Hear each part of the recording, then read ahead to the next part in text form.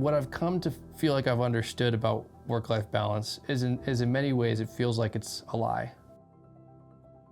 What I think is sort of the sweet spot of this discussion is that what we're made for is 100% in both. The pursuit of financial success is rarely indicative of somebody's true joy in life. So I can get my work life figured out exactly, 40% this, 30% that, whatever, and miss the whole deal. I look at so many young professionals' pursuits, and it's very linear in that it's, let me grow my financial assets and be in a place where I can then go live. And they miss really so much life along the way because it's misguided. What I really am saying is, what are you doing? I'm making money. Oh, for what purpose? Right. For me and for my whatever I want to do, and it's not like that's wrong per se, but it's incomplete.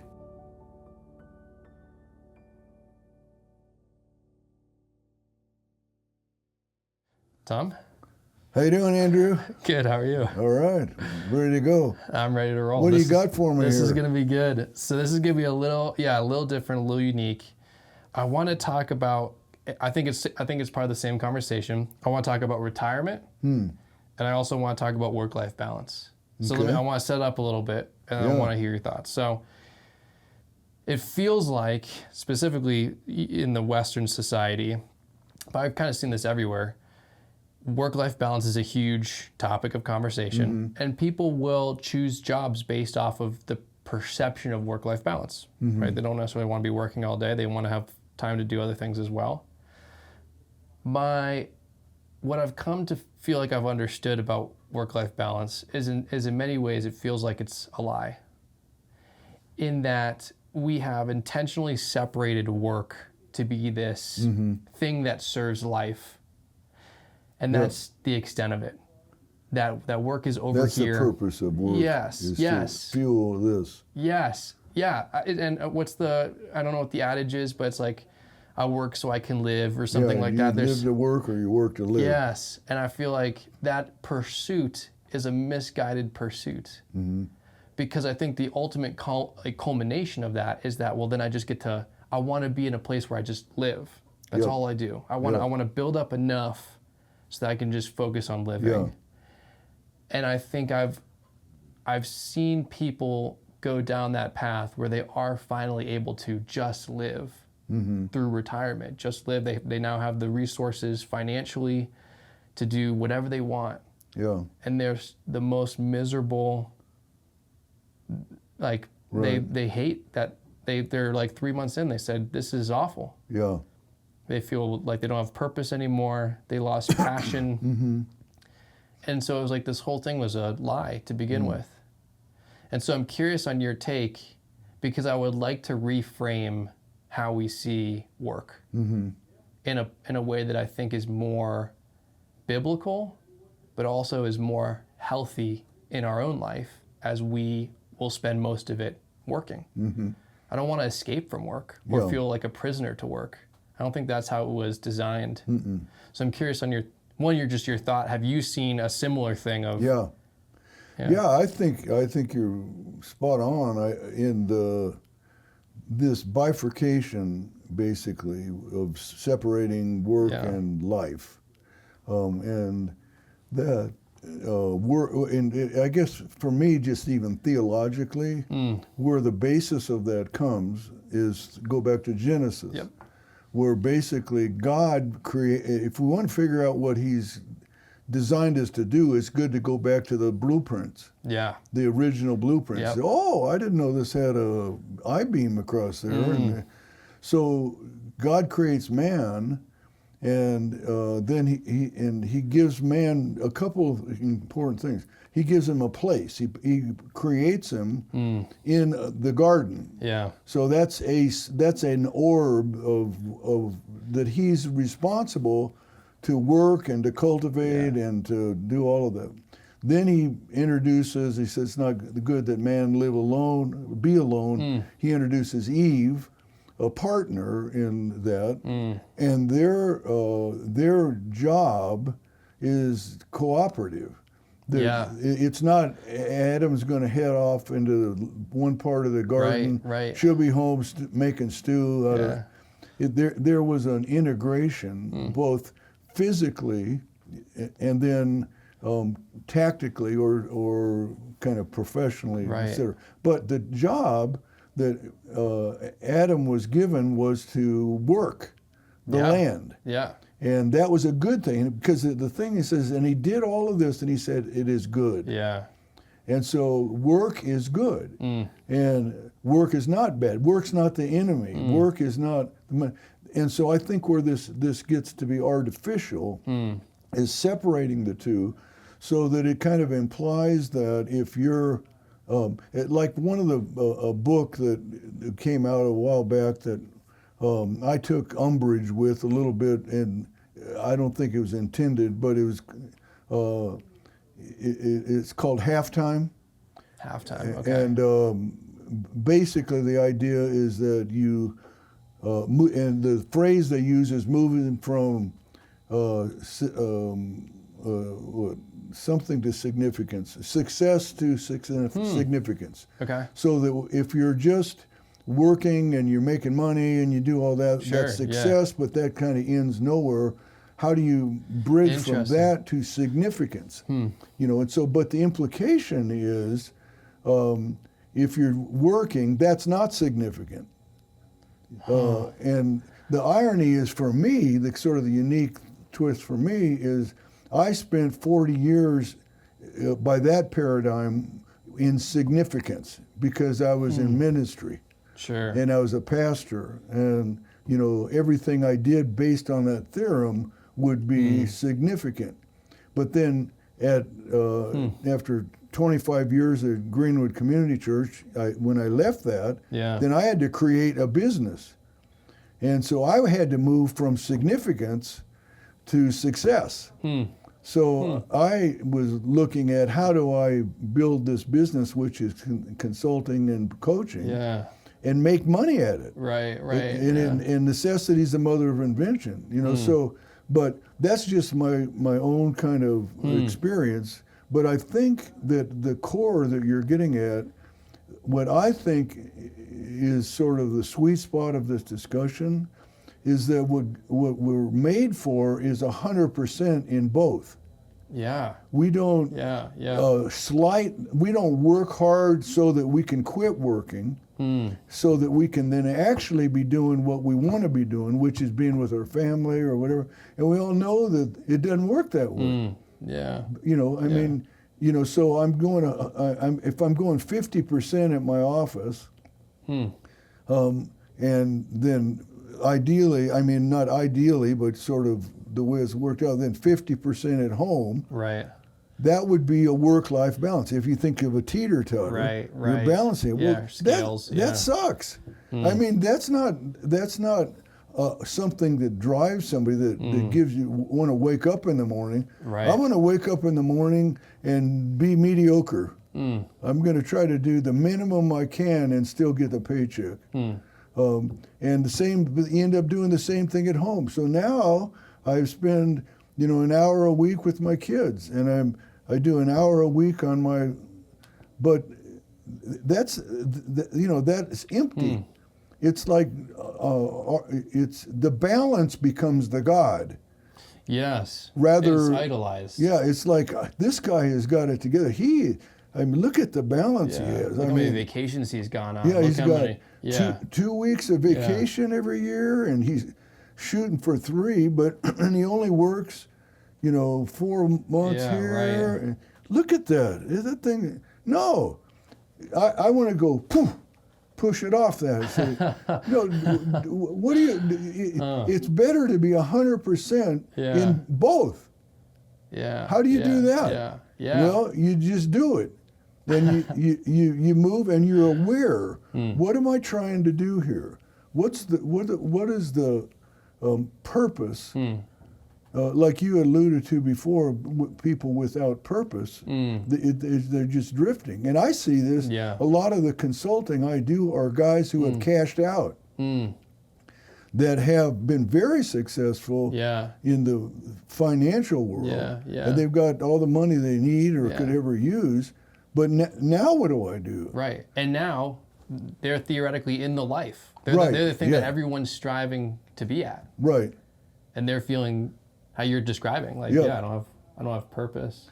Well, in just in my exact experience, I'm in that place. I'm the target, you know, and I see advertising for various financial things, like I saw this morning. How you can quit working with $1 million, and we can show you how. Right. So if you accumulate $1 million, and it varies, whether it's liquid or asset-based or whatever, but theoretically, and so I'm 76. You're what they're marketing. I'm their right market, now. and as it turns out, I don't have the million, but I there's a part of me that but even how it markets $1 million. Well, if you have it depends on what that means. You know, if you're talking about liquid assets, where I've got a balance sheet of that, or if you're talking about I might own a home that is worth $1 million, Sure. Yeah. and it was only worth 400,000 10 years ago. Right. So does that mean I can retire? Well, the point of that is being the target, and there's this thing of saying, I should, if I was smart, I would have saved and planned so that when I hit some age, Right. then I would have enough money to not work. Yeah. But I want to work. Yeah. And but so Tell me about that. What in you, at the age that you're at, why is that still a deep? It feels like it's innate. Yeah, That desire to work. it is, and I think there's for me, being in a place where, due to my own sort of self-awareness, which I have been conscious of, getting in a place that it maximizes what are really my deeper values and desires. But so when I say I want to keep working, I love what I do. Yeah. And as I characterize it, I love what I do when I get to do what I love. Yeah. But I don't like what I do when I have to do what I don't love. Yeah. Right. Well, I mean, that doesn't necessarily balance out. I mean, some of the thing that allows me to do what I like to do is doing stuff that I don't like to do. Yeah. So I don't like doing business part. What I Right. like is building into people's lives and talking with them and coaching them, and but it's congruent with who I am. So to me, that issue, it has to do with congruence. So that where your real heart is, not your planned heart, or your your success or your significance. It's more, are you aware of what really does motivate you? So you may be in a business, or you might be in a workplace where what you're doing, it doesn't do anything. But for where you are right now, you still need to make a living. And that, I think that's a real tension. How do you move from just making a living to what? To not making a living? No, I think the idea is to a better way to make a living, so that my core is growing. In that little thing I have in the back there, says, above all else, guard your heart, in Proverbs, for it's the wellspring of life. And to me, that's the issue. Guard your heart. What's in there? And that doesn't mean that everything that's supposed to be in there is right. I may be, due to my own neuroses, driven to make a lot of money. So I would say my heart is to become wealthy. And then I leave my family behind. Right. So it's not an exact science. So as you can see, I mean, it's fluid. Yeah, and it morphs. It morphs over time. It almost feels like a better pursuit, because everyone has to start somewhere, and so most people don't start doing the thing that they dreamed of doing anyway. But it almost seems like a more worthwhile pursuit. I like that idea of significance and success is like shaping your work to become more of that as you grow. Like, I want to be successful. I want to make money. I want to be able to provide and do the things I want to do.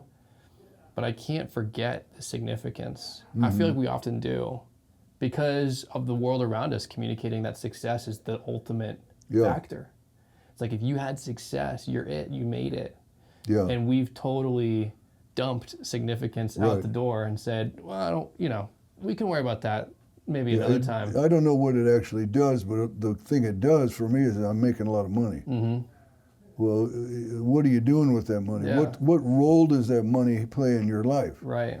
And that's where, back to the heart. It's out of the abundance of your heart, your mouth speaks, and out of the abundance of your heart, you work.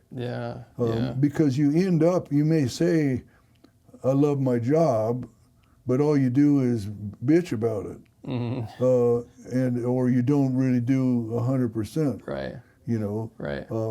So the significance and success piece, significance is something you ascribe to something. Yeah. Because I think I even used this analogy before with you. I can't remember, but of the guys building with a pile of rocks out on the street. The guy comes up to him, they're exact same rocks. Yes, I remember this. What are you doing? The one guy says, I'm breaking rocks. It's, I'm just work my tail off. Goes to the next guy, what are you doing? He says, I'm building a cathedral. He's doing the exact same thing, but one has significance and the other is success. I mean, by just breaking the rocks, I might be making a lot of money, but what I really am saying is, what are you doing? I'm making money. Oh, okay. For what purpose? Right. For me and for my whatever I want to do, and it's not like that's wrong per se, but it's incomplete. So you could take the same job, and the way you think about it in congruence, if you're thinking, this is a stupid job, I'm driving a truck, and I hate driving trucks, but it pays good, and so on. Or you can say, if you want to be kind of bizarre, it just occurred to me, you could be Santa Claus. What is Santa? What are you doing? Oh, delivering all these packages. Yeah. And I got to go down through the chimney, and it pretty much sucks. Yeah. Or you run into Santa going, I am bringing life to children's life, and I work all year dreaming of how to make a new toy. Yeah. And then I get in my truck, my sled, and the reindeer, and off we go. And most people, when you think of Santa Claus, you would think that would be ideal. Because of what? Because he's delivering stuff late at night, he's cold, he's building meaningless little toys, or because he's bringing life to people. So it doesn't matter if you're working at, Pro Edge, or if you're working at, the bank down the street, or if you're sweeping the garbage. That's such a powerful point, because it is interesting. Significance is oftentimes in the eye of the beholder. It's in that person's heart, like you were saying. It's. I remember when I worked when I was a pastor at a church, and we had a janitor that would come in every week to help clean up. And from a worldly perspective, you're like, well, that person's on the bottom of the totem pole. They're cleaning the toilets. They're picking up whatever, right? And yet they had such tremendous joy and purpose in what they did because they ascribed it to something other than the job itself. It was cultivating a space for people to find Jesus. It was creating opportunities and spaces for people to grow in their, like his perception of what he did amplified that significance for him. And it was so cool. But I love that in that, yeah, you could be working a mundane job and call it a mundane job. And then it becomes everyone else, well, I'm just doing it for the money so I can go live my life. Yeah. But I would almost challenge everyone in their role that there is significance to be found. Yeah. And when it's like when you find that, yeah, your heart shifts and changes. And I think where that happens as a Christian, as a follower of Jesus, is our delight comes in pleasing Him. And that could be anything. And the question is, what does He want me to do? And I think what happens is we separate our work from Him. And so what He may be calling you to, what He needs in His kingdom today is someone to deliver that package from point A to point B. And now how's He going to do that? Well, He could just vaporize it and do it, but He says, no, I want it to have a touch. I want it to affect both the person who made the package, and I want it to affect the one who's delivering the package, and I want it to affect the one who's receiving the package. The whole deal. So how are we going to do that? Well, I want you to go outside and start your car. Yeah. And when you start it up, you've got in mind, you keep looking. I'll give you an example of this focus on our Heavenly Father. And when my oldest son was little, I think 2 or 3, we were watching a football game. I was watching it. He was doing whatever. Thing, yeah. But I was pretending like I was watching him too. But he was sensitive to me and my needs. And he says, Daddy, do you want some milk? Because to him, that's like the best drink you can get. Yeah, right. And I wasn't really paying attention, and I really didn't want any milk. But he just, but I said, yeah, that'd be great. Tension on the football game. Yeah. So as he's going along, and I'm kind of on the side of my vision, he goes over to the refrigerator, opens the door, and again, I'm torn between paying attention to him and watching the game, and then but I noticed that the whole time he's doing this adventure of his is he keeps looking over at me and he goes, Daddy, milk? Daddy, milk? Yeah. And I'm going, yeah. So he goes to the refrigerator and he pulls out a half gallon of milk, and now it's down on the ground, and then he goes and gets his favorite cup, which is a Mickey Mouse cup. And the whole time he keeps on going, Daddy, milk? Milk? Well, he then takes the half gallon of milk and pours it into the cup, which went all over everything. Sure. But he had a cup full, and then he comes to me, still focused on me, Daddy, milk? And as he gets close to me, he trips and dumps it all over me. Yeah. And so you could say, I could, as a dad who is not I don't know if say a good dad, but one's split in what I'm looking at, that I would be mostly ticked that he just, ruined my time, ruined the food, but for me, it was just the opposite. And the reason was what he was focused on. His sole interest was to please his daddy. And that gave that significance. Even though physically he messed up everything, what really mattered, his heart, for my heart, is to satisfy my needs. So if you think about that model, how do we go about, we may be wanting to, God is looking at our heart. Man looks at the outside, God looks at the heart. And so what's our heart saying? Heart saying, I love you, Daddy. I want to serve you. I as best I could figure out, what you would really love is a glass of milk. Now, as a daddy that's hopefully a little bit ahead of the kid, you'd be going, no, I don't want that. What I really want is for you to leave so I can look at the football game. I don't want you to leave forever, but so that's a bad daddy. A good daddy, the way that our daddy is he delights in every effort that we make to please him. And that's one of the things that gets twisted around. We tend to think the hardest person to please would be God, because he's perfect. Yeah. It's the exact opposite. Even the tiniest little bit effort on your part to please him from your heart brings him tremendous joy. Yeah. Well, when we begin to understand that, back to the work-life balance, I might be delivering milk as a milkman when they used to have milkmen. Yeah. And it may be like the guy that's sweeping up the janitor's place. He's going, I get to work. Why? Because I work for the king. And the king wants the bathroom. And I go in there and I shine that thing. It's like you don't see much of this around nowadays, but it used to be the shoe shine guy.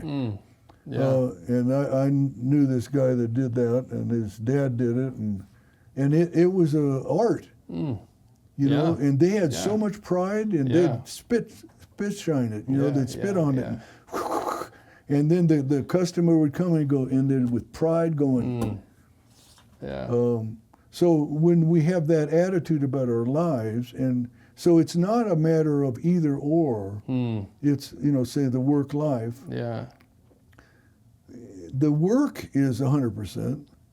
In fact, in Colossians it says, whatever you do, do unto the Lord, knowing that your real reward will come from your heavenly master, not your earthly master. Yeah. In fact, he even goes in that same passage in Colossians to say, even he's talking at that time to slaves. He's saying, work as unto the Lord, even though your master doesn't even notice it. Yeah. It doesn't matter that he notices it. I notice it. And so whatever you do it unto me. So something mundane, and so my job may, for the time being, suck. You know, I really don't like it intrinsically, but God can get more joy out of me saying, you know what, though I love you. And so I'm gonna make the best, you know, bathroom in town, because I know you value that. Yeah. I love.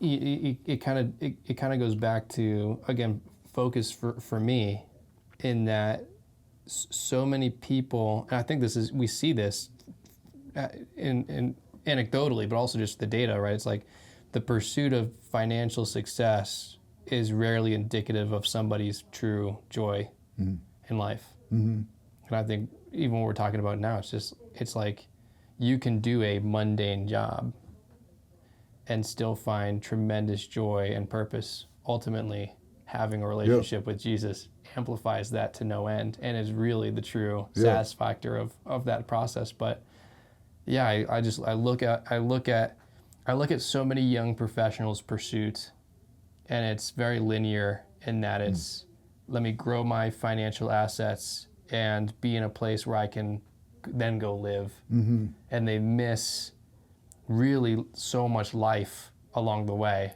because it's misguided, and they forget about significance, and they forget about who they're doing it for if they're following Jesus, right? They forget about the ultimate purpose of their work, and it leads to a really unfortunate reality of, again, kind of how we started this episode, of people coming to the end, finally being able to live life and realizing they are now the most miserable, purposeless place. And it's like I want to like protect them from that. And realize that there's actually so much life in your work that you're missing. because of your focus. I think where that comes in is that it's 100% in both. Yeah. That whatever you do unto the Lord. You put your whole heart and soul into it. So even like in the command that Jesus says to love the Lord your God with what? Everything. Yes. With part of your heart and part of your mind and love the Lord your God with all your heart. Yeah. And all your might. Yes. And all your mental, whole self. The whole thing. Yes. It's not just just this. It's God wants all of us. There's a song from another era, which I'm not going to sing for you, but you may know the words. And it's all of me. Why not take all of me? And that was a big song. I don't know, like Nat King Cole or somebody like that sang it. Yeah. And it expresses the human desire. Yeah. I don't want just when I got married, when my wife and I got married now 51 years ago. It wasn't a business proposition. Right. We didn't even know what we were doing. My wife was 19, I was 24. Yeah. I had no visible income. I was working for Young Life. I made $500 a month. Yeah. But when we decided to get married, it was take all of me. You just don't want part of me. And it was hard because she's beautiful physically. And there's a part of me that just says, I'll just take the physical. Why not take part of me? Yeah. Take your pick. What do you want? Well, you're really smart. I think I'll take your brain. Yeah. No, the package is always incomplete and complex. When we give our lives to the Lord 100%, it's rarely 100%. Yeah. At best, it's more like my son with the milk. Daddy, I think I helped. I just told a lady to go to hell because that would be where she's going if she doesn't go to our church. Okay, I get where you're going there, son. Yeah. But let's back up a little bit. That wasn't quite what we're looking for. So there's a spirit about it. Yeah. That's very and it's never complete. When he says, "Give me all of it," I think that's what his desire is. That's what ultimately our life is trending towards. Yes. Yeah. For eternity, and that the joy in our life. So in Hebrews it says, "For the joy set before him, he endured the cross."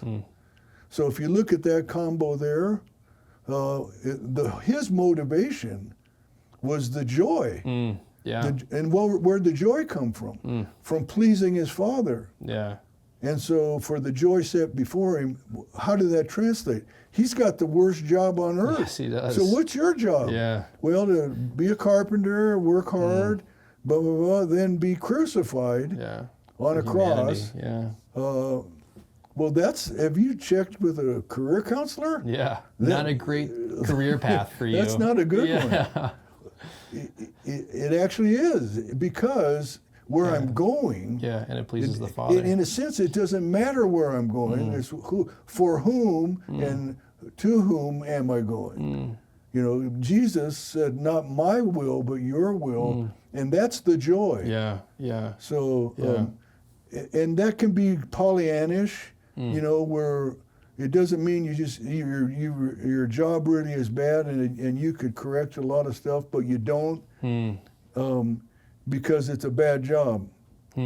Instead, you say, this is the job God has given me, and I'm going to be the best, whatever it is. Yeah. And what do you think the balance is between being content, right, recognizing that God has you in a season in the job that you have, whether you like it or not, and to glorify him in that job, right? Again, to find purpose in what you're doing ultimately for him. What is the balance between that and worthwhile goals and pursuits? Because it always feels like if you're trying to chase one, you're missing the other. But if I'm focused on this, I'll never grow to where I want to be. What is the balance? Yeah. Well, I'd say it's dynamic, number one. I mean, in other words, it's rarely one or the other. Like I was saying, I love doing what I get to do when I'm doing what I love to do. Right. Yeah. Which is akin to just saying, as long as I get what I want, I'm fine. Yeah, exactly. Yeah. As long as I'm happy, we're good. As long as I'm happy and doing whatever I want, and God's giving me whatever I want and need, then I'm fine. Right. I love God's will as long as it's the same as mine. Yeah. Right.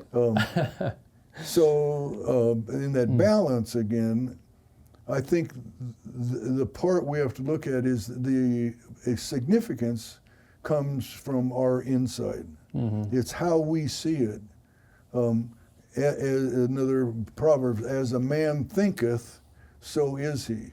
And so a part of, like my mentor was Dallas Willard, which I've talked to you before about, and he used to say, he would ask us in our class, what do you get out of life?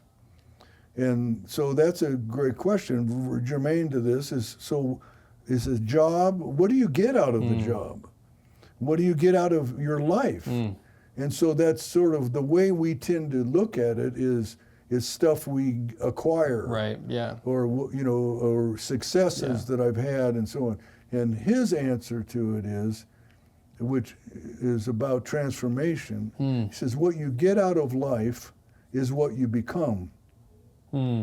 So if we lose sight of that, or maybe we never have in the first place, in a sense, it doesn't. God's main concern is who you're becoming. We are, as he calls it, students of Jesus, rather than even disciples. I mean, we are a disciple, but disciple is such a religious term. He said, what if you say, I'm a student of Jesus? I follow him around and I want to be like him. Not to just do what he does, right, but to be who he is. Because Jesus does what he does out of who he is.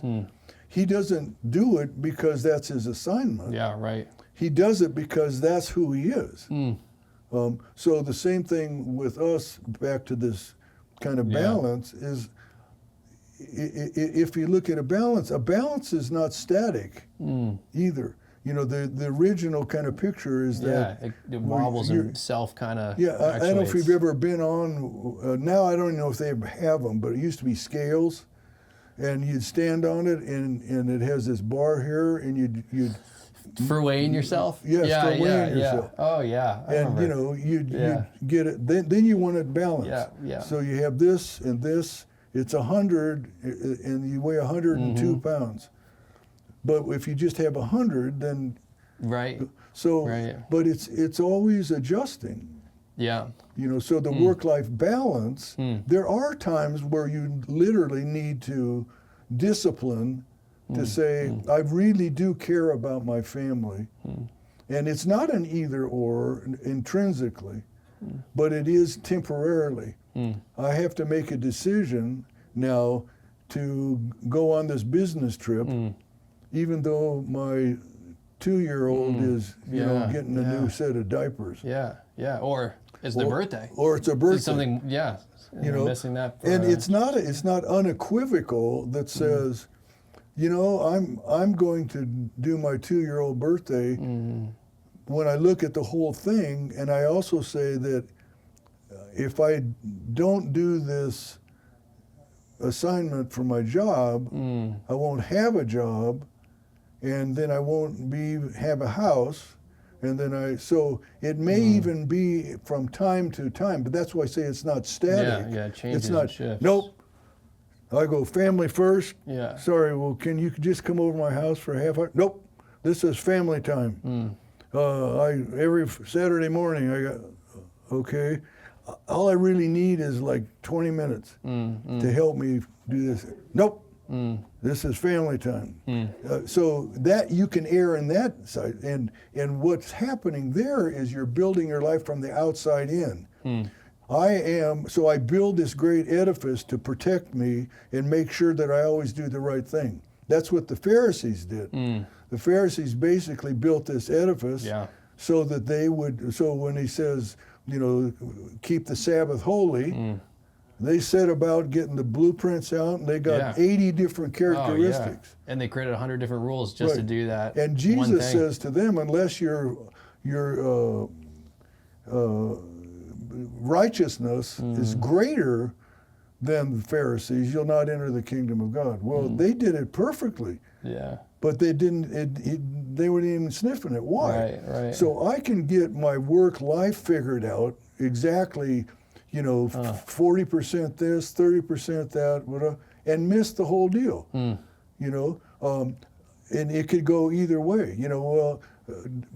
As a father, you may say, well, no matter what happens, I will drop it to be with my son, which generally might be a good thing, but from time to time, it's, he's just a punk kid right now, and he doesn't care about anything. The best thing he needs to know is that I can't just drop what I'm doing to do whatever you want me to do. Yeah. Now, if you're on the strict thing, you go, well, that fits into the category of family first. Right. So now my family says, and you can see where even families become God. Only God's supposed to be God. Totally. I put my family first. Often you hear my goals are God, family, work. Yeah.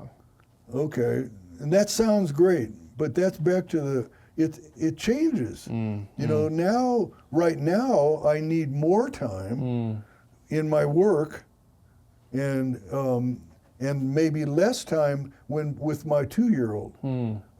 But there will be a time where I need more time with my 2-year-old. And more time and less time in my work. Yeah. So it's not. I think that's part of that dilemma we started with. Our mental model paradigm is that work-life balance is more like a mobile. You move this.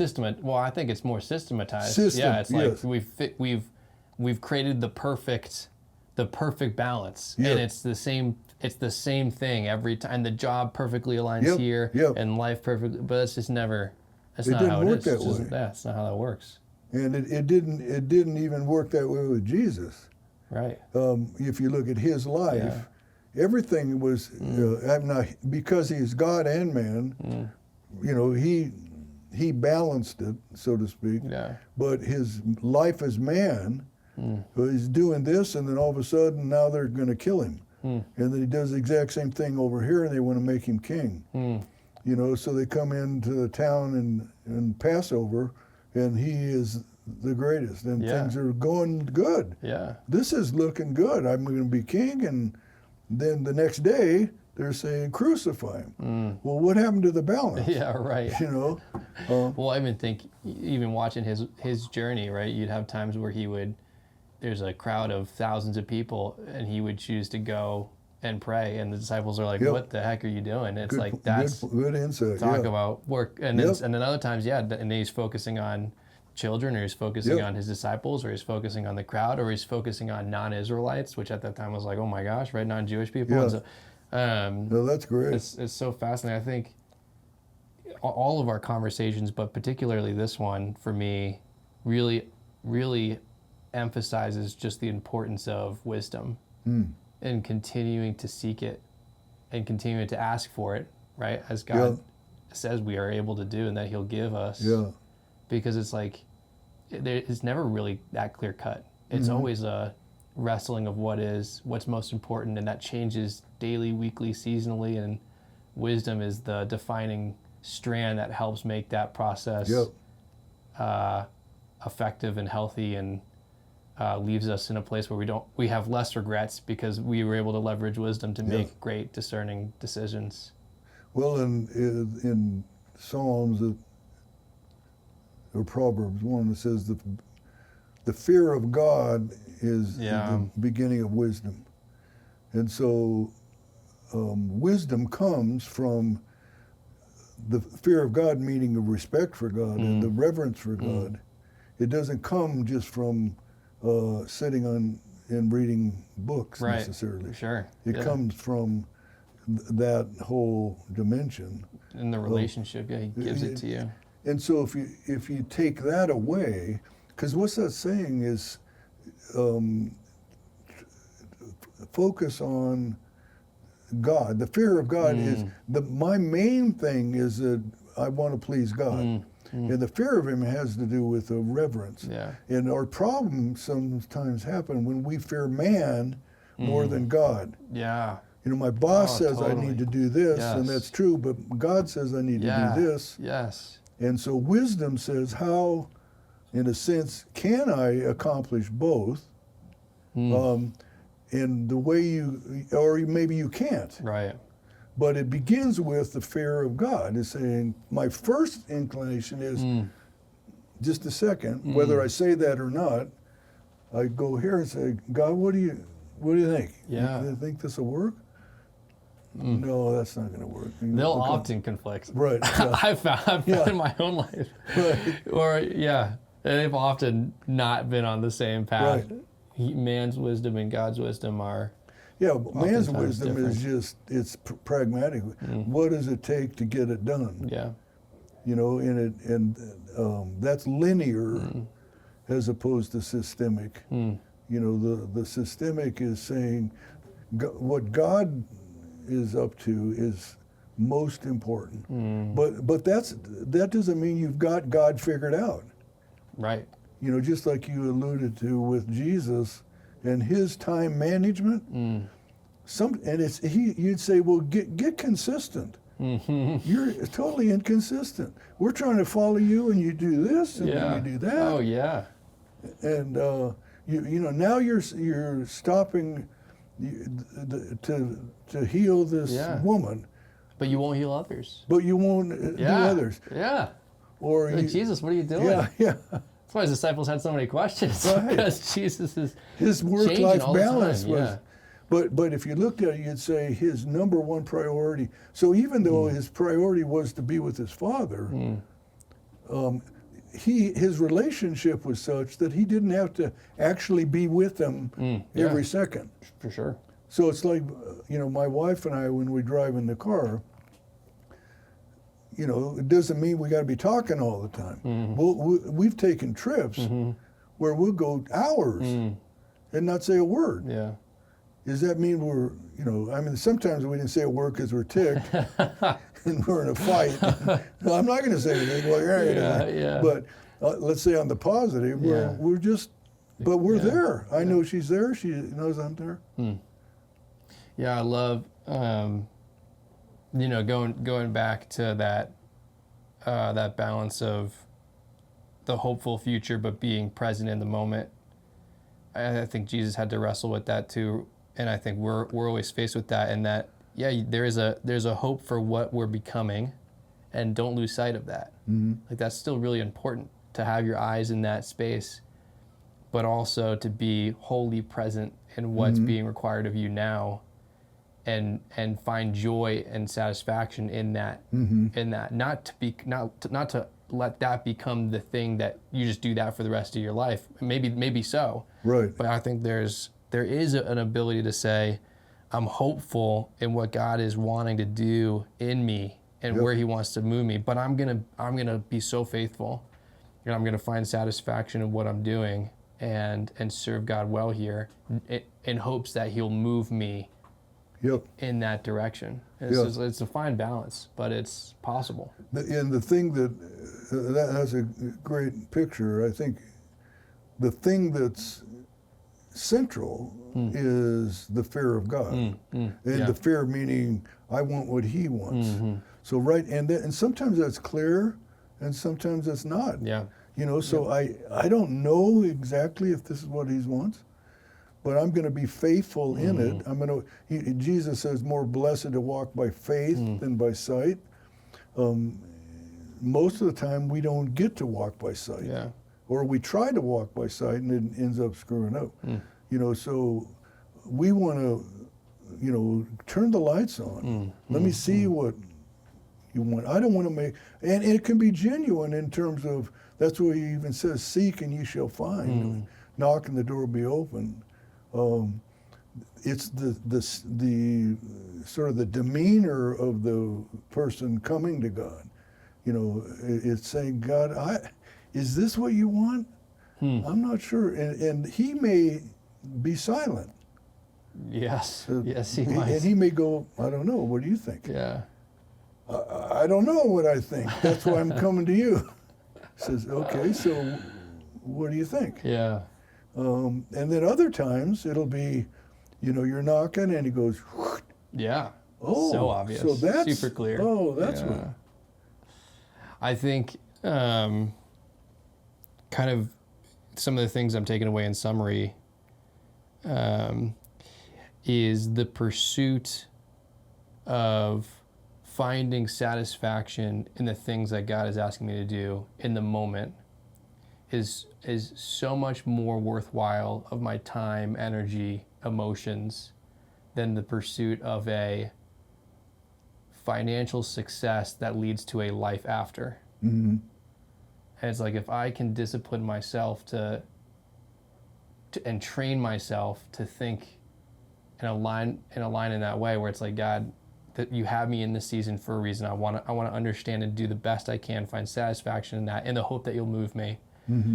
That pursuit is going to be so much more life-giving, so much more purpose-filled, so much more joy-filled than this segmented, I work so that I can live. Yeah.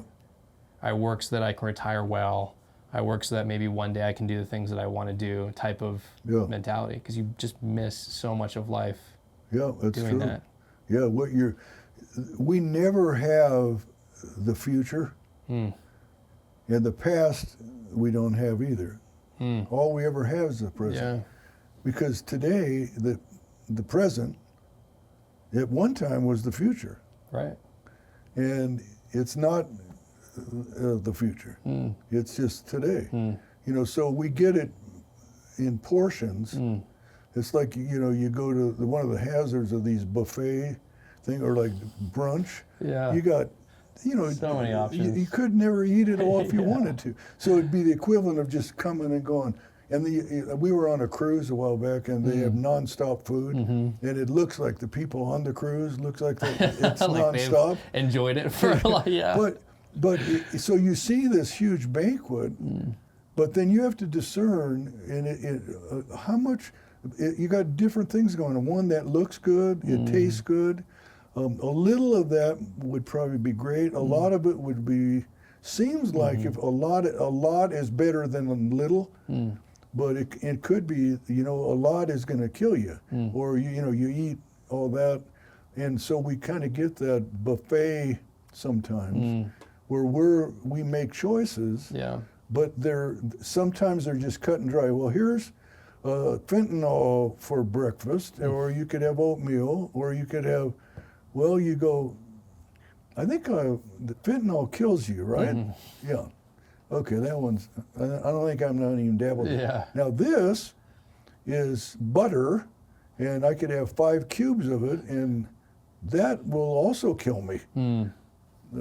So life is about making, it's not static, but it's central. I mean, it's focused on God, but he doesn't play games. He doesn't just kind of say, well, I'm not going to tell you. Right. But he might. It may feel that way.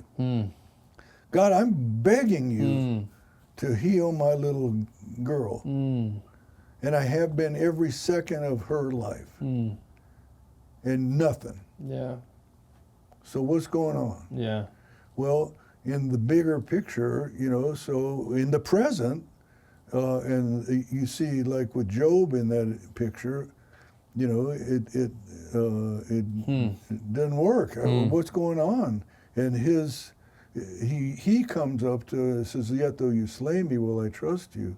Job says to God. So, I think that one of the biggest things I see, having lived now 76 years on this planet and knowing the Lord for 60 of them, is that it's not like you think it is. Things change. God doesn't change, but I think but sometimes the circumstances change.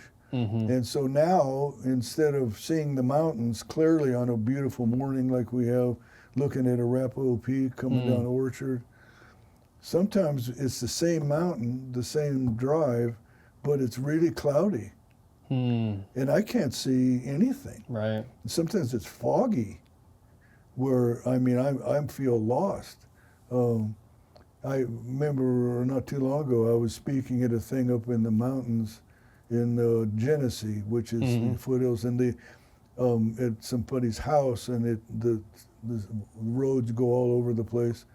And when I left, it was daytime. And then I was speaking at this thing, and when I was leaving, and I could barely do it, and I had my GPS, so it goes turn here to there. When I came out, it was totally socked in with fog, and same place, same road, same path, GPS, but the GPS didn't help, right? Because it just said go 1,000 feet and turn on Hoboken Street. Right. I couldn't see the thing. And I remember finally getting to a place where I just sat in the car in the middle of the road and just saying, how could this be? Yeah. I'm in my own backyard and I am lost. I have every tool available. So I started just moving, and I thought, well, like the GPS said, we'll go 1,000 yards. Well, you don't know what that is. So I just started going. Then I'd come to the end of that, and there's nothing. Finally, and it was actually scary. Yeah. And you're up there in the foothills. It's a couple of drop-offs that you definitely you don't want to hit. So I was going but then I don't know what point, a half hour, or it seemed like 4 hours, I saw a light going by, and it was a car, and it was in the distance. So I at least thought, okay, now I'll go try to get where that car is, which sounds like a good plan, except for it led to another dead end. Eventually, as you might imagine, I got out of there. Hence, you're here today, yeah. But if you think about that in terms of God's will and how do we follow Him, He doesn't change. He's the same yesterday, today, and forever.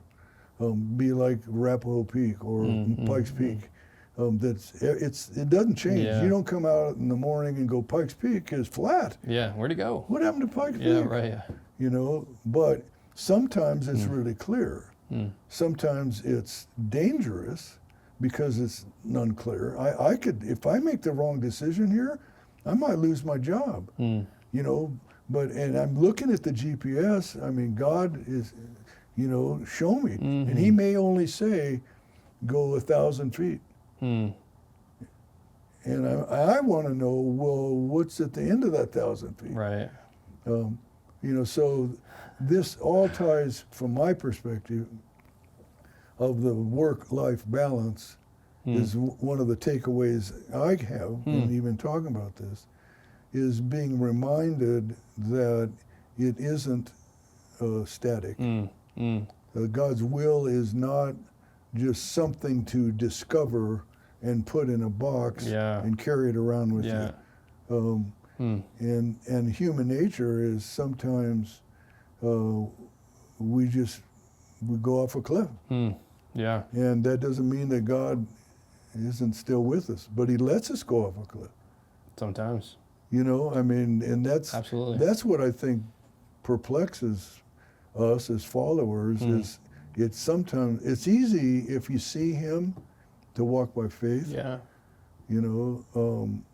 Sometimes we don't have a guide physically; we just have a map. But sometimes it's a map of the wrong place.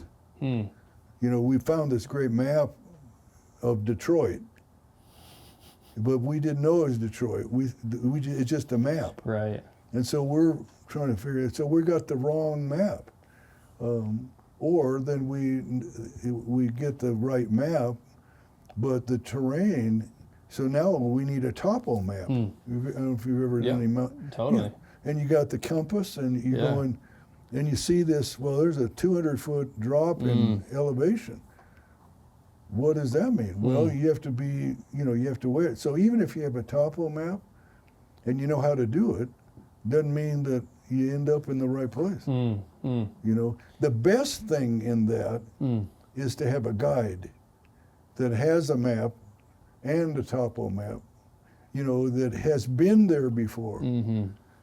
So you're following him and you see this path that looks very attractive. And he goes, no, where that leads is off the cliff. So come on back this way. Yeah. Which kind of gets into the realm of community again. It does. Finding someone that has not just pursued success, but significance is worth gleaning their wisdom in how they've become where they are now, and what they've kind of learned from life as they've gone. It's good stuff. That's a lifelong lesson right there. Amen. I appreciate it, Tom. Thanks for your It's great being with you. Great questions. Yeah. I love your spirit. Yeah. So let's just keep We'll plugging. keep doing it. It's been good. Great.